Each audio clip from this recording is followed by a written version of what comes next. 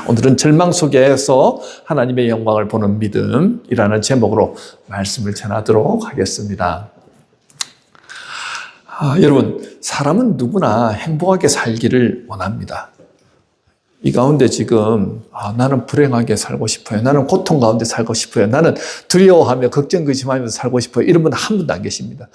다 걱정, 근심, 염려가 없고 두려움이 없고 정말 평안한 가운데 행복하게 살고 싶습니다 하는 것이 다 저와 여러분들이 바라는 마음이라는 거죠. 그런데 어떤 분들은 돈이 좀 많으면 행복할 것 같습니다. 어떤 분들은 내가 목표가 있는데 그거 성공하면 행복할 것 같습니다. 또 어떤 분은 건강이 항상 안 좋았는데 나는 건강하면 행복할 것 같습니다. 맞습니다. 그런 조건이 이루어지면 행복할 수 있죠. 그런데 그것이 과연 이루어진다고 해서 나의 그 행복을 채워줄까요? 뭐 그럴 수도 있고 아닐 수도 있는데요. 흥미로운 연구 결과가 있습니다. 하버드 대학교에서 80년 동안 인간 발달 연구를 하는 그 연구소에서 80년 넘게 사람들의 삶을 추적한 연구조사가 있거든요. 이 무슨 연구냐 하면요, 무엇이 사람을 행복하게 만드는지 이것을 연구를 했는데, 이제 그때마다 책임 연구원을 두고 계속해서 연결을 해서 80년 동안 연구를 했다는 겁니다. 그러니까 지금 이제 그 연구를 이끌고 있는 책임 연구원, 하버드 의대 로버트 윌딩거 교수가 이런 말을 했습니다. 사람의 행복을 결정하는 가장 중요한 요소는 돈이나 성공이 아니라 관계이다 라고 얘기를 했습니다. 무슨 말입니까? 목표를 향해서 달려가다가 성공했습니다. 돈을 많이 벌었습니다. 건강이 회복되었습니다. 근데 가정 안에 있는데 부부 관계가 별로 안 좋아요. 돈이 많은데도 불행하더라는 거죠. 직장 안에 있는데 갈등하더라는 거죠. 불행함을 느낍니다. 내가 지금 사장이고 회장이고 한데도 계속해서 갈등 관계에 있으니까요, 불행함을 느끼더라는 거죠. 여러분, 우리 인생 가운데 크리스찬으로서 가장 행복할 때가 언제입니까? 여러분들은 언제 행복하십니까?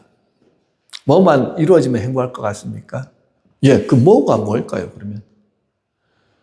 예수님이 나와 함께 하고 있느냐 하는 것이죠. 예수님이 항상 나와 함께 하신다. 예수님 나를 사랑하신다. 예수의 빛이 항상 나를 비추고 계신다는 것을 느끼면은 평안함을 누립니다. 자유함을 누리고요, 기쁨, 감사를 누리게 되지요. 거기서 진정한 행복을 경험하게 됩니다. 그런데 때때로는 예수님이 침묵하시는 것 같고 예수님이 안 계신 것 같은 것을 느낄 때가 있죠. 그때 우리는 두려움을 느끼고 걱정, 근심, 염려를 하게 되지 않습니까? 오늘 본문에 나오는 마르다와 마리아도 지금 절대 절망의 상황 가운데 놓였습니다. 그들이 가장 사랑했던 오빠 나사로가 병들었습니다. 그 당시에는요, 남성이 중심이 되는 사회였기 때문에 남자가 가장으로서 가정을 이끌어갑니다. 그런데 그 남자가 이렇게 갑작스럽게 사망한다든지 그러면은요, 이 여인들의 삶은 정말 비참하게 됩니다. 그런 것도 그렇지만 더 중요한 것은 정말로 사랑하는 오빠, 우리를 돌봐주고 우리를 위해주고 했던 그 나사로라는 오빠가 갑작스럽게 병이 든 거예요. 무슨 병인지 성경에 나오지 않습니다. 워낙 위급해서, 그래서 예수님께 지금 어떻게 알아서 예수님 어디 있다는 걸 알고는 사람을 보내가지고 예수님 빨리 오셔서 우리 오빠 좀 살려주세요. 예수님만 오시면 살 수 있습니다. 그렇게 보냈는데 예수님 소식을 딱 들으시고 뭐랍니까? 우리 계속해서 이제 큐티 내용으로 말씀을 전하고 있잖아요. 하나님의 뜻이, 하나님의 영광을 위한 계획이 있다 하시고는 계속 가시지 않고, 지금 위급한 상황인데 가시지 않고 그곳에 머무시더라. 며칠을 더 머무셨어요. 그리고 지금 딱 왔는데 이미 나사로가 목숨을 잃고, 그리고 장례를 치르고 난 다음에 이미 무덤에 안치하고 4일이나 지난 지금 상황입니다. 행복했던 가정 가운데 깊은 절망이 찾아왔습니다. 예수님이 오셨을 때 본문 21절에 마르다가 이렇게 얘기를 하죠. 마르다가 예수께 여짜오되 주께서 여기 계셨더라면 내 오라 비가 죽지 아니하였겠나이다. 32절에서도 마리아도 똑같이 말합니다. 마리아가 예수 계신 곳에 가서 배웠고 그 발 앞에 엎드려 이르되 주께서 여기 계셨더라면 내 오라버니가 죽지 아니하였겠나이다. 무슨 말입니까? 예수님만 함께 하셨다면 분명히 오빠는 살았을 겁니다. 왜요? 믿었거든요. 뭘 믿었습니까? 병든 자, 예수님이 낫게 하시는 것 역사를 이들은 분명히 믿었습니다. 우리 오빠를 아무리 위중한 병이고 불치병이라 할지라도 살리실 수 있는 분은 예수님입니다. 그렇게 믿고 간절한 마음으로 사람을 보냈는데 예수님이 어떻게 해요? 반응이 없으시더라는 거예요. 그리고 오빠는 이미 이 세상을 떠났습니다. 상식적으로 4일이 지나면요, 여러분 어떤 현상이 일어나는 줄 압니까? 하루만 지나도 그 팔레스타인의 기후에서 하루만 지나도 어떤 역사가 일어날까요? 혹시 보셨습니까? 워낙 더워요, 날씨가. 그래서 빨리 시신을 안치하지 않으면, 그리고 시신을 어디에 안치하냐면 우리는 땅속에 묻잖아요. 거기는 주로 동굴을 파가지고 동굴에다가 이렇게 넣고는 안치하고, 그 다음에 큰 이게 바위 같은 걸 이렇게 막아 놓습니다. 굴려서 이렇게 막아 놓거든요. 동물도 못 들어가게 하고 탁 이렇게 맞도록 막아 놓는데 그렇게 할 수밖에 없다는 거죠. 이제는 더 이상 손 쓸 수 없는 상황. 그러니까 솔직하게 예수님에 대한 섭섭함도 있겠죠. 미리 말씀하시고 그때 오셨으면 살릴 수 있었는데 예수님 왜 안 오셨냐고, 그런 섭섭함이 그들에게 있습니다. 그러니까 처음에는 마르다는 와서 예수님을 이렇게 맞이하는데 마리아는 아예 예수님 왔다는 소식을 듣고도 그냥 나오지도 않더라는 거죠. 그래서 예수님 나중에 마리아는 어디 있느냐 하니까 마르다 가가지고 예수님이 너를 찾는다 하니까 지금 나와가지고 예수님을 맞이하는 장면이거든요. 섭섭함, 안타까움, 슬픔 가득 차 있더라는 거죠.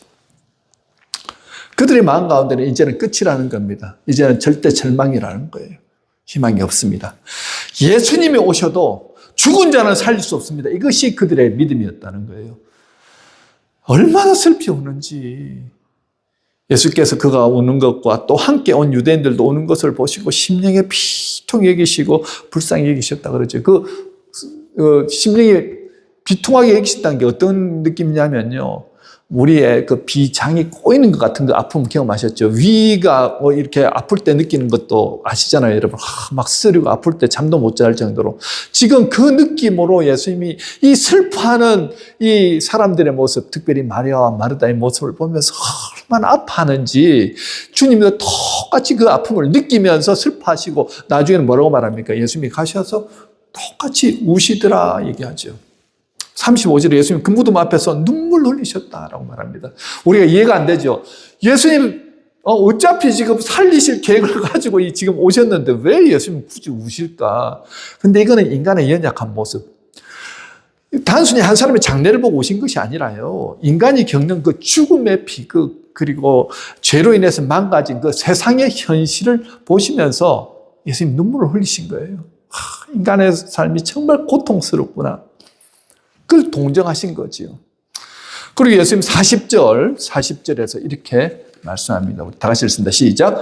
예수께서 이르시되 내 말이 네가 믿으면 하나님의 영광을 보리라 하지 아니하였느냐 하시니.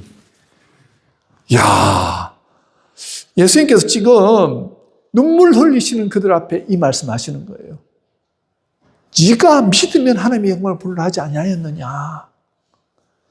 오늘 이 말씀을 통해서요, 우리가 배워야 할 믿음이 과연 무엇인가에 대해서 한번 살펴보도록 하겠습니다. 첫 번째, 오늘 우리가 배워야 할 첫 번째 교훈.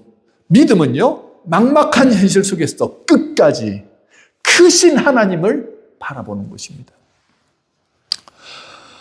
39절에 마르다는 무덤 앞에서 이렇게 고백하지요. 말하고 있습니다. 다 같이 읽습니다. 시작. 예수께서 이르시되 돌을 옮겨 놓으라 하시니 그 죽은 자의 누이 마르다가 이르되 주여 죽은 지가 나흘이 되었음에 벌써 냄새가 나나이다. 냄새가 나나이다. 여러분, 제가 초등학교 때인가요? 초등학교 때인가 중학교 때인가 어쨌든 초등학교 때인 것 같아요. 그때 어린 시절입니다. 초등학교 한 3, 4학년 때쯤 되는 것 같은데 둘째 작은 아버지가 돌아가셨어요. 40대 때 돌아가셨죠. 지금 한 40년이 지난 일입니다. 그런데 그 당시에는요, 한낮이었거든요. 얼마나 더운지. 그런데 냉장 시설이 별로 안 좋았는지, 제가 이제 상주가 돼서 그 사진을 들고 앞에 아들이 없어서 제가 이제 상주가 돼가지고 딱 앞에 섰는데, 시신이 벌써 부패가 된 거예요. 야, 이 냄새가 내가 태어나서 한 번도 맡아보지 못한 그 고통스러운 냄새. 인간이 죽으면 이런 냄새가 나는 거는 그때 처음으로 경험을 했거든요. 그런데 지금 말하는 게 무슨 내용인지는 분명히 이해가 되죠. 벌써 나흘이 지났는데 냄새가 나나이다. 이거는 가까이 갈 수가 없는 냄새예요. 상상할 수 없는 냄새가 나는데 이미 영혼이 떠났습니다. 육신이 지금 썩어 문드러진 상태입니다. 물이 다 흘러나오고요. 피가 다 흘러나오고요. 이제는 살 소망이 없는 상태입니다. 지금 그 얘기를 하는 거예요. 그런데 예수님이 40절에서 이렇게 말씀하시죠. 예수께서 이르시되 내 말이 네가 믿으면 하나님의 영광을 보리라 하지 아니하였느냐. 이게 중요한 말씀이 네가 믿으면 하나님의 영광을 보리라. 여러분 예를 들면 이런 거예요. 여기서 하나님의 영광을 본다는 것은요, 눈으로 직접 하나님을 본다는 뜻이 아닙니다. 하나님의 역사와 일하심을, 그 일어나는 일들을 통해서 하나님 지금 역사하시고 계시구나 하는 것을 알게 된다는 거예요. 예를 들면 이런 거죠. 사람들이 보기에는 완전히 끝난 상황인데 하나님이 길을 여셔가지고 와, 정말 하나님이 살아계시냐는 걸 보게 되는 거예요. 출애굽하고 난 다음에 끝까지 가다가 홍해 앞에 탁 머물렀습니다. 뒤에서는 지금 애굽의 군사들이 지금 밀고 쳐들어오고 있는 상황입니다. 앞이 보이지 않고 이제는 다 죽었다 하는 상황 가운데 여러분들 한번 상상해 보십시오. 말발굽 소리가 막 뒤에서 막 들려오고 막 구름 같은 것들, 그 먼지 구름이 막 뒤에서 일어나고 이제는 도무지 희망이 없다. 그런데 하나님 말씀하시고 모세가 지팡이를 탁 쳐가지고 길이 열리라 했더니 어떻게 해요? 길이 열리는데 우리가 상상하는 그런 길이 아니에요. 여러분들 상상하실 때 우리가 지금 조수간만에 차로 인해 가지고 물이 싹 빠지고 난 다음에 이렇게 길이 생기는 그런 길 아닙니까? 그런 길 아닙니다. 홍해가 얼마나 넓은데요. 어떤 길이냐면요, 길이 쫙 나기 시작하는데 그러면서 양갈래로 물기둥이 쫙 생기는 거예요. 옆으로 보면요, 물이 지금 쫙 이렇게 있는 거예요. 그게 고기가 그 물 안에서 다니는 모습이 보이고요. 이 길을 통해 가지고 그들이 지금 걸어가고 있는 겁니다. 그러면서 그들은 무슨 생각했을까요? 이건 도무지 사람이 하는 일이 아니다. 이건 하나님 아니면 하실 수 없는 일이다. 그게 바로 하나님의 영광이 드러난 순간이라는 거예요. 이거는 하나님만 하실 수 있는 일이구나 하는 것을 그들이 보게 되더라는 거죠. 누가 하셨다고요? 하나님이 하시는 거죠. 여기에서 중요한 조건이 있지 않습니까? 오늘 본문에도 지금 사람들이 본 것은 죽은 시체였지만 믿음으로 돌을 그들이 옮겼을 때 어떤 역사가 일어났습니까? 하나님의 능력으로 죽은 나사로가, 살 가망성이 전혀 없는 나사로가 살아나는 것을 어떻게 해요? 그들이 보게 되었다는 거예요. 그러니까 뭡니까? 그것이 하나님의 영광을 보는 거라는 거예요. 그런데 하나님의 영광을 보기 위해서는 조건이 있다는 거죠. 뭐죠? 바로 네가 믿으면이라는 거예요. 네가 믿으면. 믿어야 하나님의 영광을 볼 수 있다고 말씀하시는 거예요. 여러분, 여기서 믿음이라는 게 현실을 부정하라는 게 아닙니다. 중요한 것은요, 현실을 넘어서는, 현실보다 하나님을 더 크게 보는 거라는 거예요. 목사님, 그 말이 조금 추상적이고 조금 어려운데 그렇지 않습니까? 현실보다 하나님을 더 크게 보는 게 무슨 의미입니까? 자, 조금 쉽게 예를 드릴게요. 우리가 밤에 하늘을 보잖아요. 하늘을 보죠. 아주 칠흑같이 캄캄한 밤입니다. 앞을 보기도 힘든 그 밤을 한번 상상해 보십시오.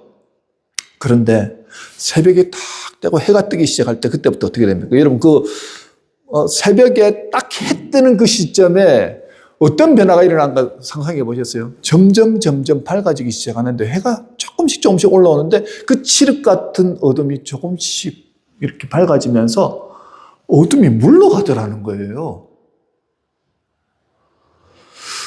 어둠이 없었던 게 아니죠. 분명히 어둠은 존재했습니다. 하지만 빛이 훨씬 더 크고 강하니까 어둠이 어떻게 해요? 물러가더라는 거죠. 믿음도 이와 같은 것입니다. 문제가 없는 게 아니에요. 어려운 상황은 여전히, 절망적인 상황은 여전히 있습니다. 그러나 그 문제보다도, 그 절망적인 상황보다도 하나님이 더 크다는 것, 그것을 믿는 것이라는 거예요. 그래서 믿음의 사람은요, 이렇게 말합니다. 문제는 크지만 하나님은 더 크십니다. 상황은 어렵지만 하나님은 여전히 일하십니다. 다윗이 골리앗 앞에 섰을 때도 마찬가지 아닙니까?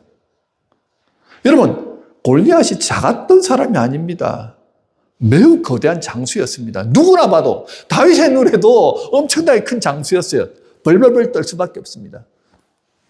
그러나 다윗은 골리앗보다 더 크신 하나님을 보더라는 거예요. 그러니까 그거 어떻게 고백합니까? 나는 만군의 여호와의 이름으로 나아간다. 주님을 보면서 주님과 함께 골리앗과 싸우러 나가더라는 것이죠. 여러분, 이것이 바로 믿음입니다. 현실을 부정하는 것이 아니라 그 현실보다 하나님을 더 크게 보는 것. 그래서 예수님 말씀하시죠. 네가 믿으면 하나님의 영광을 보리라. 현실만 바라보면 절망할 수밖에 없어요. 여러분, 지금 우리가 살아가는 이 세상을 바라보십시오. 한치 앞을 예상할 수도 없잖아요. 이란하고 미국하고 전쟁할 것이라고 전혀 상상도 하지 못했습니다. 설마 전쟁, 그건 말만 하지 전쟁 안 일어날 거예요. 그런데 지금 이란은 난리가 났고요. 전 세계적으로도 우리가 느끼는 게 갑자기 변화된 게 뭡니까? 기름값이 30센트가 올랐네요. 앞으로 더 오를 겁니다. 너무너무 고통스럽지. 모든 사람들이 다 지금 고통 가운데 살아갑니다. 한치 앞도 알 수 없는 이 상황 가운데 과연 현실만 바라보면요, 우리는 비참하다. 이제는 더 이상 살 수가 없다. 그럴 수밖에 없겠죠. 그런데 이 상황 가운데서 과연 하나님을 바라볼 수 있느냐? 하나님이 크게 보이느냐? 여러분, 어떻게 하면 하나님이 크게 볼까요? 하나님 크게 봐야지 한다고 크게 볼까요? 아니요. 관계라고 그랬잖아요. 관계. 내가 하나님과 친한 관계냐? 하나님이 나를 사랑하시고 내가 하나님을 사랑하고 하나님과의 관계 안에서 내가 정말 하나님이 크게 보이는 거지. 갑자기 하나님을 크게 봐야 한다고 눈 작은 사람이 갑자기 눈이 커져가지고 하나님 크게 볼까요? 아닙니다. 다윗의 눈도 여전히 조그만했습니다. 그렇지만 날마다 그는요, 하나님 앞에 나아가서 하나님을 찬양하고 하나님을 예배하고 하나님과 깊은 영적인 관계를 가졌다는 거예요. 처음엔 들리지 않던 그 하나님의 음성이 점점 선명하게, 분명하게 들리기 시작합니다. 문자로만 존재하던 그 하나님의 말씀이 자신의 심정과 골수에 팍팍 박히기 시작합니다. 믿어지기 시작합니다. 그 안에서 그가 먼저 변화가 일어나더라는 거예요. 골리앗 가만히 놔두면 안 되겠다. 여러분, 그 소년, 17살밖에 안 된 소년이 어떻게 나가서 그 거대한 장수와 싸워서 이길 수 있습니까? 말도 안 되는 얘기죠. 그가 하나님이 크게 보이고 하나님이 나와 함께 하시고 하나님이 나를 보호하시고 인도하신다는 거 아니까 나가서 싸우게 되더라는 거죠. 여러분, 눈에 하나님이 보이십니까? 히브리서 11장 1절은 말합니다. 믿음은 바라는 것들의 실상이요 보이지 않는 것들의 증거니 믿음은 보이지 않는 하나님의 역사를 바라보는 것이라고 말합니다. 보이지 않는 하나님이지만 마치 보이는 것, 하나님이 내 안에서 역사하시는 것을 보는 것이라고 지금 말하는 거예요. 로마서 4장 18절은 뭐라고 말합니까? 아브라함이 바랄 수 없는 중에 바라고 믿었으니 이는 네 후손이 이 같으리라 하신 말씀대로 많은 민족의 조상이 되게 하려 하심이라. 100세 아브라함, 90세 사라, 아이를 낳을 수 없는 상황입니다. 그렇지만 그는 끝까지 믿었다는 거예요. 그는 하늘의 별처럼 바닷가의 모래처럼 자손이 번성할 것을, 하나님의 약속을 믿었다는 것입니다. 바랄 수 없는 중에 믿었다는 거예요. 그리고 기다렸을 때 드디어 하나님께서 역사하시죠. 한 명 낳았습니다. 이삭 하나를 통해 가지고 어떻게 해요? 하늘의 별과 같은 민족으로 만들어내시더라는 거예요. 이것이 믿음입니다. 여러분, 우리는 지금 무엇을 보고 있습니까? 주변에 일어나는 여러 가지 상황들, 어려움들, 막막한 현실들을 바라보고 있습니까? 그 현실 속에서 역사하시는 하나님 바라보셔야죠. 마리아는 지극히 지금 상식적인 얘기를 하고 있습니다. 살이 썩어져 냄새가 나는데요. 옮기라고 하면 옮기면 되는데 우리는 어떻게 믿음이 없을 때 이렇게 자꾸 부정적인 얘기를 합니다. 예수님 이미 늦었습니다. 안 됩니다. 아무리 해도 안 됩니다. 라고 얘기를 하는 거예요. 지금 그런 심정으로 얘기를 한 겁니다. 그런데 돌을 옮겨 놓으라. 순종했을 때 어떻게 해요? 나사로가 살아나는 기적을 경험하죠. 여러분, 하나님의 기적을 체험하기 위해서는요, 하나님과 나 사이를 가로막고 있는 이 불신앙의 돌을 먼저 옮기십시오. 불신앙의 돌을 옮기셔야 됩니다. 원망과 불평의 돌을 옮기십시오. 안 된다, 할 수 없다, 끝났다라고 생각하는 이 돌을 옮기시라는 거예요. 이런 생각에 모든 잘못된 모습의 돌들을 먼저 옮기셔야 하나님께서 어떻게 해요? 일하신다는 거예요. 의심의 돌, 고집과 교만과 불순종의 돌 옮겨 놓으십시오. 하나님 좀 믿습니다. 천지를 말씀으로 창조하신 하나님이신데요. 내 안에서 무슨 창조를 못하시겠습니까? 불가능을 가능케 하시는 하나님이신데요. 뭘 못하시겠습니까? 오늘 여러분들 가운데 건강에 어려움이 있습니까? 그 건강 주님께서 고쳐주실 줄 믿습니다. 그걸 믿고 어떻게 해요? 불신앙에 안 돼. 하나님도 안 돼. 이 불신앙의 돌들을 치워버리시라는 거예요. 부정적인 말들, 부정적인 생각들 다 치워놓으십시오. 그건 누가 치워야 된다고요? 저와 여러분들이 치워놓으셔야 된다는 거예요. 그렇게 할 때 그게 바로 믿음으로 반응한 거죠.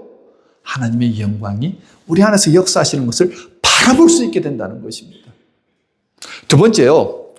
우리가 오늘 본문 말씀을 통해서 배워야 할 두 번째 교훈은 믿음은 절망 속에서도 하나님께 감사하는 것입니다. 본문 41절에 예수님 무덤 앞에서 기도하시죠. 돌을 옮겨 놓으니 예수께서 눈을 들어 우러러 보시고 이르시되 아버지여 내 말을 들으신 것을 감사하나이다. 놀라운 것은 아직 나사로가 살아나지 않았는데도 이미 살아난 것처럼 감사함으로 기도하십니다. 여러분, 이것이 믿음이죠. 믿음은 문제가 해결된 데 감사하는 것이 아니라 하나님을 신뢰하며 먼저 감사하는 것입니다. 여러분, 우리가 고통과 고난과 그리고 어떤 심각한 문제를 만났고 슬픔이 우리 앞을 가린다 할지라도 여러분, 우리가 그것을 이길 수 있는 무기가 있거든요. 그 무기가 뭐냐면 감사라는 거예요. 감사는 무기입니다. 우울함을 극복할 수 있는 무기, 감사입니다. 슬픔과 고독을 이길 수 있는 무기가 감사라는 거예요. 시편 50편 14절 15절 우리 같이 읽겠습니다. 시작. 감사로 하나님께 제사를 드리며 지존하신 이에게 내 소원을 갚으며 환난 날에 나를 부르라. 내가 너를 건지리니 네가 나를 영화롭게 하리라. 자, 감사로 하나님께 제사를 드리라. 무슨 말입니까? 감사로 가득 채우라는 거예요. 내 삶의 예배를 감사로 채워서 하나님 앞에 올려드리는 겁니다. 불평불만, 그 다음에 내 안에 부정적인 것들로 하나님 앞에 나와서 예배드리라는 게 아니에요. 하나님 앞에서는요, 여러분들이 정말 하나님 나를 이끌어 주신 것 감사합니다. 나를 지켜주신 것 감사합니다. 나와 함께 하시는 것 감사합니다. 감사로 가득 차가지고 하나님 앞에 예배 드릴 때 우리의 소원한, 나를 부르라 그러잖아요. 우리가 소원하는 것을 주님 앞에 부르짖는 거예요. 그때 내가 너를 건지리니 네가 나를 영화롭게 하리로다. 하나님께 영화롭게 하는 게 뭐라고요? 감사로 하나님을 높여드리는 거예요. 하나님이 하셨습니다. 여러분, 영광 돌리라고 하는데 뭐로 영광 돌립니까? 하나님께서 하신 것에 대해서 감사하는 것으로 영광 올려드리는 거예요. 여러분, 목사님, 우리가 힘든데 감사하는 거 안 되잖아요. 우리는 감사할 일이 있을 때만 감사하잖아요. 아니요. 여러분, 지금 우리가 호흡하고 있다는 것, 그것만으로도 감사할 수 있습니다. 여러분들이 걸어 다닐 수 있다는 것만도 감사하고요. 아침에 일어났을 때 내가 오늘도 깨어났는데 그것만으로도 감사할 수 있어요. 여러분들이 여러분의 손으로서 음식을 이렇게 들어서 먹을 수 있는 것만으로 감사할 수 있고요. 오늘도 내 사랑하는 배우자가 내 옆에 있다는 것, 그것만으로도 감사할 수 있고요. 감사할 조건이 얼마나 많은데, 그런데 우리는 감사하지 못하는 이유가 내가 원하는 대로, 내가 뜻하는 대로 이루어지지 않을 때는요, 먼저 감사보다는 불평이 먼저 나오더라는 거죠. 여러분, 불평으로 가득 찬 분들이 하나님 앞에 나와서 하나님 예배드립니다 하는데 그 마음 가운데는 무엇이 없습니까? 기쁨도 사라지고 그 얼굴에는 늘 우울하고 절망과 두려움과 고통으로 가득 차 있는 모습, 참 안타까운 모습이지요. 주님이 받으시는 그 예배자의 모습이 어떻게 해요? 감사로 충만한 가운데 주님과 함께하는 것을 누리는 사람의 모습이 바로 감사로 충만한 분들의 모습이라는 거예요. 감사는 누구나 할 수 있는 겁니다. 돈이 듭니까? 시간이 많이 들까요? 아니요. 내 마음이 주님께만 향해 있으면 감사가 나올 수 있습니다. 주님이 나와 함께 하시고 나를 도우신다는 것을 누리고 느끼면서 하나님, 오늘도 우리 교회에 이 많은 분들이 와서 함께 예배 드릴 수 있다는 건 너무 감사해요. 하나님, 저분이 오늘도 이렇게 건강한 모습을 나서 너무 감사해요. 감사할 조건이 얼마나 많습니까? 불평, 불만하기 시작하면요, 우리의 삶이 계속 우울해집니다. 계속 나만 비참해지고요. 방법이 없어요. 불평불만의 돌이 우리를 꽁꽁 묶고 있으면요, 하나님이 역사하시려고 해도 역사하실 수가 없죠. 그거 치워내라는 거예요. 감사로 가득 차야 됩니다. 그래서 여러분들이 미리 감사를 선포하십시오. 만약에 이런 겁니다. 예를 들면 이런 거죠. 우리 아이가 정말 공부를 잘해서 좋은 대학에 가면 좋겠다. 만약 이걸 예로 든다면요, 미리 상상하십시오. 우리 아이가 지금 열심히 공부해가지고 좋은 대학에 지금 들어갔다는 것을 상상하면서 그렇게 감사로 선포하면서 매일 기도하는 거예요. 정말 그것이 이루어진 것처럼 믿고 감사하는 겁니다. 저는요, 우리 성도들이 주일 예배 때마다 기뻐하고 감사하고 하나님을 예배하면서 찬양하면서 행복해하는 모습을 매일매일 상상하면서 그렇게 하나님 앞에 감사로 선포합니다. 저는요, 여러분들 중에 예수를 알지 못했던 분들이 인격적으로 예수님을 만나고 말씀을 배우고 그리고 예배 드리면서 하나님의 은혜를 경험하면서 그래서 정말 예수 안에서 행복함을 누리는 그 모습을 상상하면서 그렇게 감사로 선포하거든요. 모든 부분이 그렇습니다. 사업체에서 인간관계에서 어려움이 있을 때마다 우리가 그것을 붙들고 감사함으로 나아갈 때 그 감사로 인해서 어떻게 해요? 가장 중요한 건 내 마음이 변화돼요. 세상 사람들도 감사일기 적으라 그래요. 감사일기를 고등학교 때부터 적었던 자매가 있는데 자기는 이렇게 감사하면서 하나님이라는 존재에 대해서 알지도 못하는 자매인데 늘 감사했대요. 살아있는 것에 대해서 감사하고 좋은 사람들 만나서 감사하고 이렇게 감사로만 했는데 감사한 대로 다 이루어졌다라는 그런 얘기들을 듣게 되거든요. 이제 십몇 년밖에 안 지났는데 벌써 CEO가 되고 하면서 했던 게 어릴 때부터 자기는 감사일기를 적었다는 거예요. 믿지 않는 사람들도 감사일기 적으면서 그렇게 변화되는데 하물며 예수를 믿음으로 구원받은 우리들이 하나님께서 주신 이 감사의 무기를 사용하지 않고 우리가 우울하고 답답한 가운데 살아갈 수 없다는 거죠. 절망 가운데 이길 수 있는 무기가 뭐라고요? 감사함으로 믿고 선포하라는 것입니다. 세 번째, 우리가 경험할 수 있는 그 교훈, 오늘 말씀 가운데서 예수님의 음성을 들을 때 죽은 삶도 살아난다는 겁니다.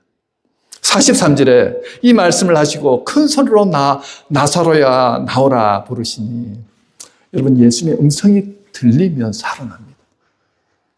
자, 지금 불신앙의 돌이 딱 옮겨지고 그리고 예수님이 감사로 선포하고 믿고 선포하고 그 다음에 어떻게 해요? 나사로야 나오라 하니까 죽었던 나사로가 살아났다는 거예요. 불가능이 가능케 되었습니다.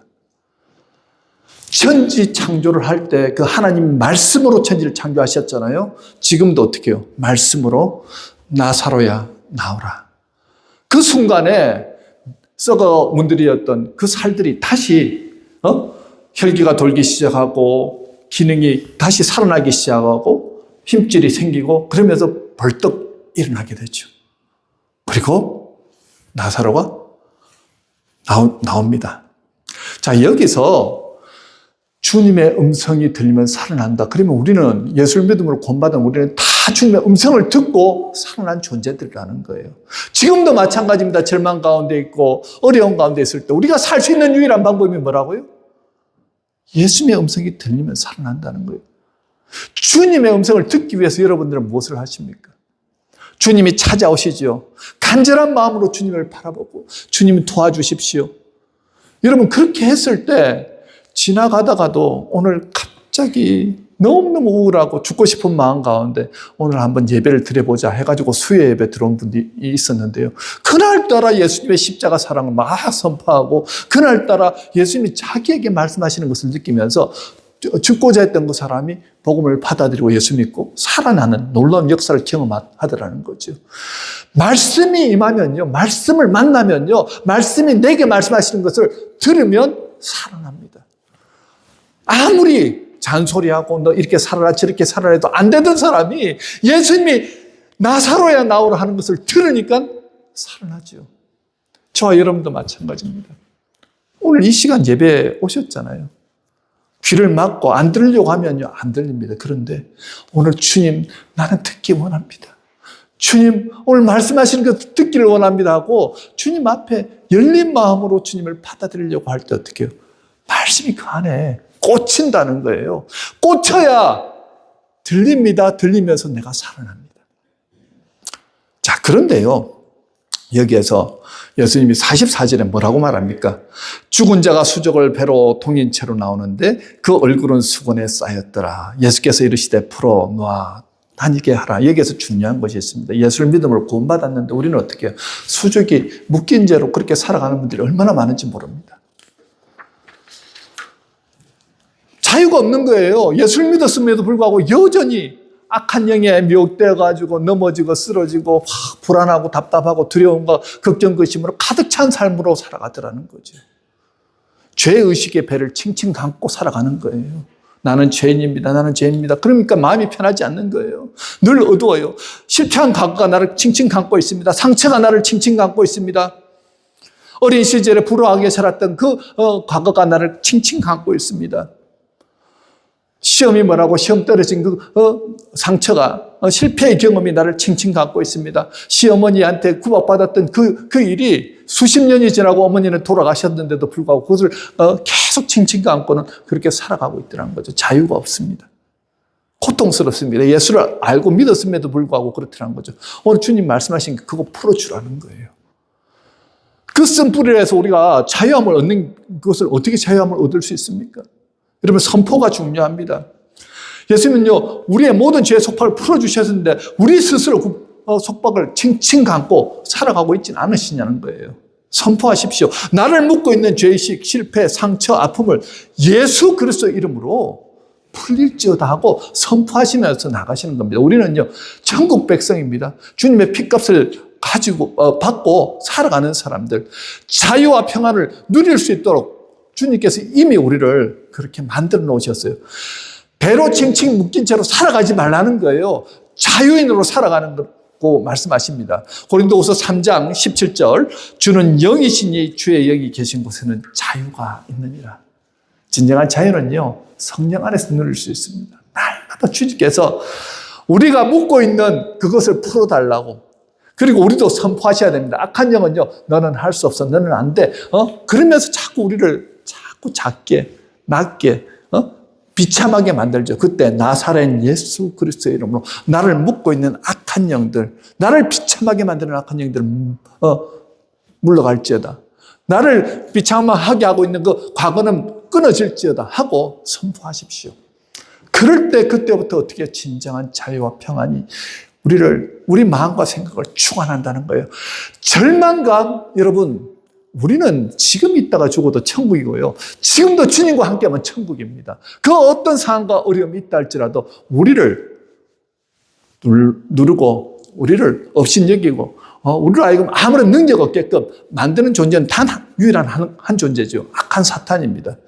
대적하면 승리합니다.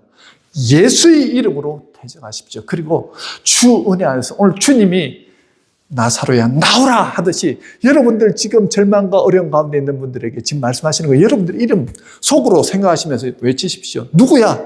나오라. 이게 예수님의 음성입니다. 그 안에서 머물지 말고 이제는 나오라. 이제는 변화될 때가 되었다. 이제는 자유할 때가 되었다고 주님 말씀하시는 거예요. 오늘 이 말씀이 저와 여러분에게 주시는 희망의 메시지입니다. 자유케 하시고자 하는 죽음으로부터 우리를 자유케 하시고 해방시켜 주시는 주님의 음성임을 믿고 오늘 이 음성으로 다시 살아나시는 저와 여러분 되시기 주님의 이름으로 축원합니다. 아멘.